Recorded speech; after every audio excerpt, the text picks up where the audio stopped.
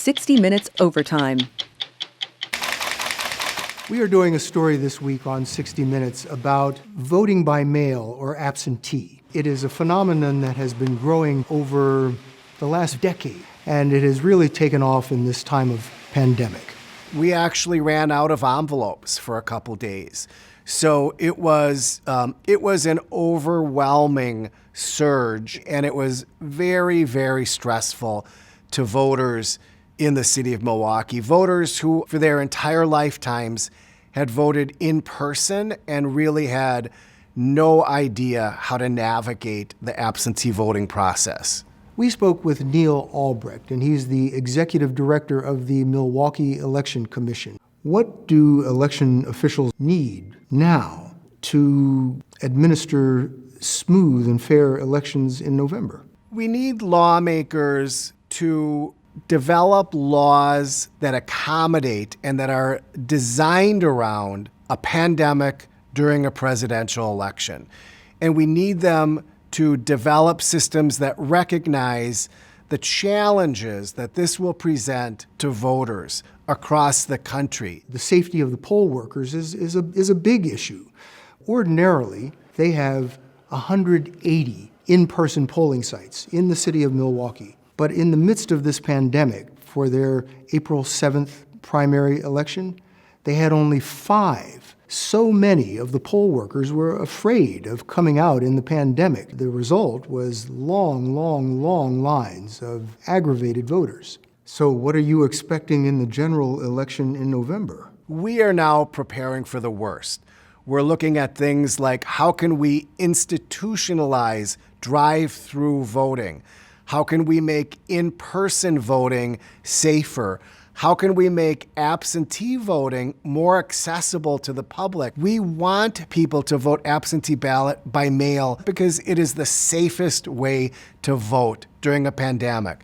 We saw a survey that says that about 70% of Americans would like to stay safe this election year and have the opportunity to vote by mail or by absentee ballot. Many states are making it easier, at least making voting by mail more accessible. And so lots and lots of people are expected to vote by mail for the upcoming general election in November. In every state, there is an ability to send in a vote through the mail, but you've got different categories. One is universal vote by mail, and there are 5 states that do that: Washington, Oregon, Utah, Colorado, and Hawaii. In those states, they send out a ballot to every registered voter in the state, and they send their vote back in.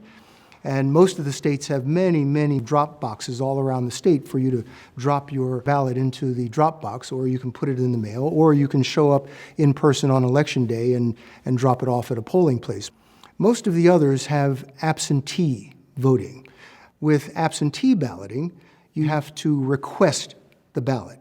You send in a request, the state will send you the ballot back, and then you can turn it in by mail or drop it off at an in-site polling place on election day. Some states require that you have a good excuse for requesting an absentee ballot. You're in the military and you're away from the state, or you're homebound, you're ill and can't make it to the polls. Many states have now said, if you're afraid of going out in the pandemic, you can use that as an excuse and you will be sent an absentee ballot.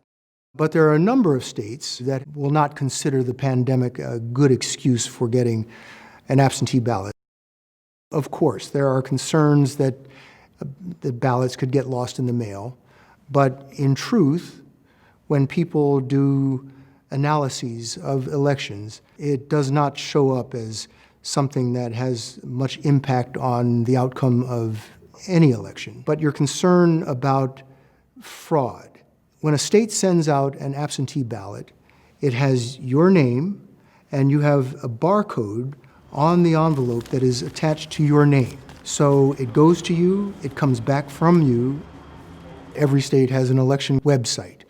It is full of information. It tells you everything you need to know about the election, when it will be, where the polling places are, and it will have information in there about how to vote by mail or absentee. So if you have any questions, you should go to your election website and check that out. You sort of, have to be a little proactive this year especially.